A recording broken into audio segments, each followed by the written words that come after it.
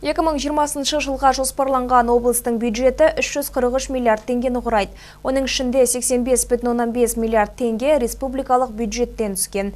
Еңбек бағдарламасы аясында 5 миллиард теңгеге 290 жоба, ал дипломмен ауылға бағдарламасы аясында 1 миллиард теңгеге 260 жоба әзірленбек.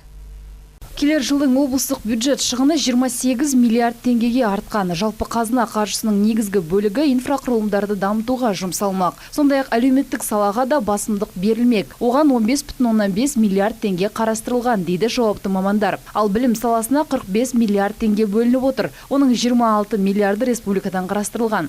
Қазынасына түсетін сомасы азайған мәдениет, спорт және туризм басқармалары. Бұдан бөлек келер жылдың жоспарында Абай Құнанбаев пен Әл-Фарабидің мерейтойын Ұлы Отан соғысының 75 жылдығын өткізу шаралары да тұр. Абай Құнанбаевтың 175 жылдығына, Әл-Фарабидің 1150 жылдығына арналған, тағы да осындай шараларға арналған іс-шаралардың өтуіне байланысты қаржы жоспарланды.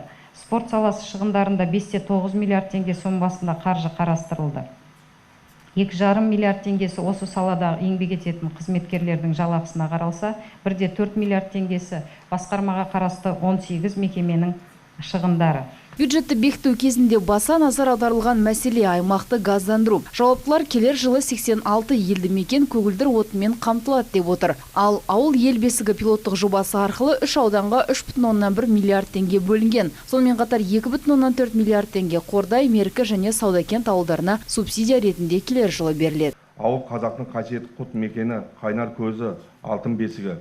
Елбасы бастамасымен іске асырылып жатқан ауыл ел бесігі жобасының аясында 2020 жылы 2,4 миллиард теңге қаралып, Жамбыл, Шу, Қордай, Мерке, Сарысу аудандарының елді мекендері көркейе түсетін болады.